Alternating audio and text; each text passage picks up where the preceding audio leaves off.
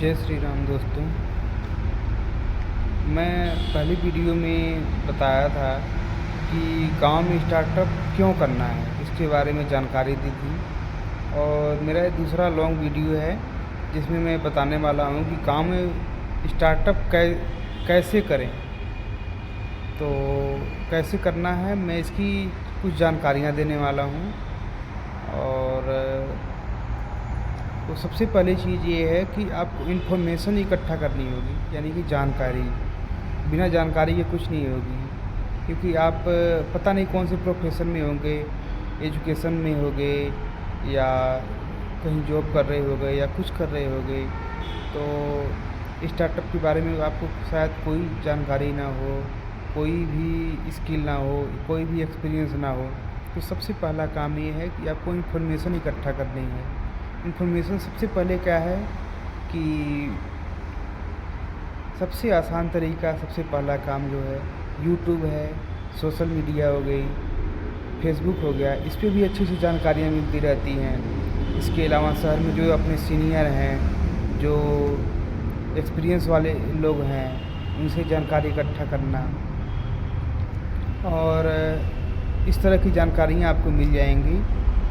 और सेकंड काम क्या करना है, इन्फॉर्मेशन। ये तो उनको इन्फॉर्मेशन रह गई जो बाहरी चीज़ों से मिलने वाली, जैसे यूट्यूब, सोशल मीडिया, लोगों से पूछताछ करके जो सीनियर लोग हैं। उसके बाद क्या करना है, आपको ग्राउंड लेवल पे इन्फॉर्मेशन इकट्ठा करनी है। आप ग्राउंड लेवल पे क्या है, ग्राउंड लेवल मतलब आपको खुद विलेज में जाके देखना होगा, वहाँ के माहौल के बारे में। वहाँ पे जाना होगा, आपको गांव में घूमना होगा। गांव में क्या, खासकर से जो चौराहा होते हैं, जो सारे दुकानें होते हैं, उसके चक्कर लगाने पड़ेंगे। जितना बड़ा आपका चौराहा है या दूसरे चौराहा है, उसको आपको राउंड लगाने होंगे। उसके बारे में जानकारी इकट्ठा करनी होगी, समय बिताना होगा। सबसे पहले आप उन दुकानों पे ज़्यादा से ज़्यादा समय बिताइए। जाके देखिए कि कौन कौन से सामान बिक रहे हैं, कितने सालों से बिक रहे हैं, क्या है माहौल वहाँ का, और वहाँ के कस्टमर की क्या रुझान है, क्या इंटरेस्ट है, क्या लेना चाहते हैं। क्योंकि यही जानकारी आपको बहुत ज़्यादा मदद देगी। क्या ऐसी चीज़ें हैं जो लंबे समय से चलती हुई आ रही हैं और अच्छी चल रही हैं, अच्छा सेल हो रही है। तो अगर आप गांव में घूमेंगे, चौराहे पे, कस्बे पे, टाउन में, जो भी है आपका, तो सबसे पहला ज़रूरी काम है, आपको घूमना पड़ेगा, इकट्ठा करना पड़ेगा इन्फॉर्मेशन, जानकारी, और देखना पड़ेगा। कई बार आप देखोगे कि ये दुकान 20 साल, 30 साल या 50 साल से है।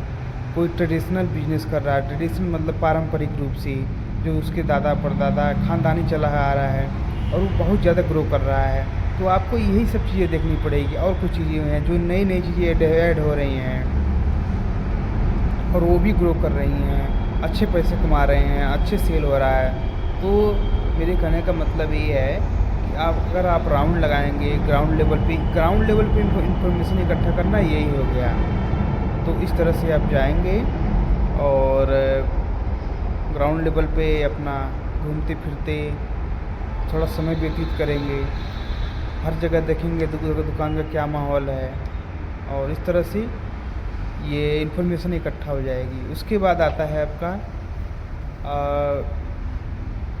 गोडाउन या होलसेल मार्केट। इसके बाद आपको जो जहाँ से लोग लाते हैं वो सामान अपनी दुकानों के लिए, उसके लिए होलसेल मार्केट का पता होना बहुत ज़्यादा ज़रूरी है। आपको कौन से होलसेल मार्केट में सस्ते सामान मिलते हैं, और डायरेक्ट आपको उस होलसेल मार्केट में चले जाना है और वहाँ पे समय बिताना है। वहाँ पे होलसेल मार्केट में लोगों से पता करना है, पूछना है। रेंडमली आप रेट, चीज़ों के रेट पूछ सकते हैं। वैसे ही इन्फॉर्मेशन के लिए कोई मना नहीं करेगा। तो आप इस तरह से 2 दिन, 4 दिन, 1 हफ्ते बिता सकते हैं। और इस तरह से गोडाउन बहुत ज़रूरी होता है, गोडाउन, होलसेल मार्केट। और ये 2 तरह की इन्फॉर्मेशन हो गई, जानकारी हो गई। एक तो ऊपर से सोशल मीडिया, यूट्यूब या अन्य चीज़ों से, उसके बाद ग्राउंड लेवल की जानकारी हो गई। ग्राउंड लेवल की और ये इस तरह की जानकारी हो गई, दोनों तरीके की। उसके बाद आपको एक पेन पेपर लेना है। अगर आप कम पढ़े लिखे हो तभी भी किसी और से की मदद से एक कैलकुलेशन करानी है, एक हिसाब लगाना है कि हमने क्या इन्फॉर्मेशन इकट्ठा किया, क्या नहीं किया, उसका हिसाब लगाना है। हमें किस तरह का प्रोडक्ट बेचना है, किस तरह की प्रोडक्ट सेल करना है, तो एक आइडिया लग जाएगा। हमें क्या काम करना है, उसकी एक लिस्ट बनाना है। हमें किस तरह से ट्रांसपोर्ट का यूज़ कहाँ से करना है, होलसेल मार्केट कहाँ से लाना है, वहाँ पे कहाँ कैसे सामान लाना है, किस जगह दुकान करनी है। ये सारी चीज़ें आपको एक कागज़ में लिखनी पड़ेगी। अगर आप नहीं पढ़े लिखे हैं तो भी आपस में डिस्कस करना पड़ेगा, किसी से लिखवाना पड़ेगा। इससे क्या होगा, समय की बचत होगी और बहुत सारी चीज़ें आसान हो जाएंगी। अगर आप लिखेंगे नहीं तो सारी चीज़ें भूल जाएंगी। इसलिए लिखना और समझना बहुत ज़रूरी होता है। कोई भी एक किताब, कॉपी हो गई या मोटा रजिस्टर हो गया, तो आप उसमें लिख सकते हैं। उसके बाद नंबर आता है फंड की, यानी कि पैसे की। पैसा कहाँ से इकट्ठा करेंगे, क्या आपने जब जो जॉब किया हुआ है वहाँ से कुछ पैसा इकट्ठा किया हुआ है, क्या आप घर परिवार में जॉब कर रहे हैं, जॉब करते हुए भाई बंधु या किसी और चीज़ से आपको फंड मिल सकता है, क्या आपको रिश्तेदारों से फंड मिल सकता है। इन सब चीज़ों की जानकारी कर लें, बातचीत कर लें। उसके अलावा गवर्नमेंट ने आजकल लोन चला रखे हैं, जो छोटे काज करते हैं या बड़े उद्योग भी करते हैं। आजकल बहुत ज़्यादा सुविधाएं हो गई हैं, तो उस लोन के बारे में सारी प्रक्रिया आपको जानकारी इकट्ठा करनी होगी। बैंक जाकर प्रधान से, सचिव से, जिससे भी हो सके आपको जानकारी इकट्ठा करनी पड़ेगी। फंड तैयार करने पड़ेंगे, आपको पैसे तैयार करने पड़ेंगे, क्योंकि इसके बिना आपका कोई काम नहीं चलेगा और सारा हिसाब किताब लगाना पड़ेगा। उसके बाद इन सारी चीज़ों के बाद अगर आपको लगता है कि फंड कम पड़ रहे हैं तो कोई जल्दबाजी नहीं करना है। जब इन्फॉर्मेशन इकट्ठा हो ही गई है, सारी चीज़ें हो ही गई हैं, अगर आप जॉब कर रहे हैं तो कुछ दिन और जॉब कर लीजिए, कुछ पैसे इकट्ठा कर लीजिए, कुछ लोगों से ले लीजिए, क्योंकि सारे अमाउंट जो हैं वो लोगों से उधार लेकर के ही नहीं होंगे, कुछ पैसे अपने लगाने पड़ेंगे। तो इस तरह से आप कुछ दिन और लगाइए और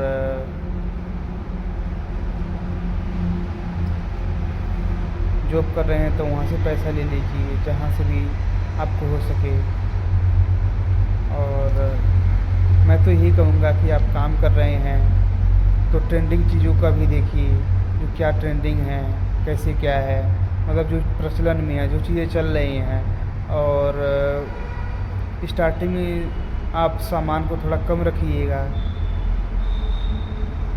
इससे क्या होगा, आप पहले चीज़ों की, आप नई दुकान खोलेंगे, आपको चीज़ों की जानकारी नहीं होगी और जब चीज़ें थोड़ी थोड़ी सेल होने लगेंगी तो और ज़्यादा आइटम्स का आपको पता लगना चल जाएगा कि हाँ, इसके साथ साथ ये भी आइटम बिक रही है, ये भी चल रही है, ये भी लाने पड़ेंगे, या दुकान को थोड़ा सा और बढ़ाना पड़ेगा, उसके एरिया को और बढ़ाना पड़ सकता है, या दुकान में क्या क्या नए नए चेंजेस करने पड़ सकते हैं।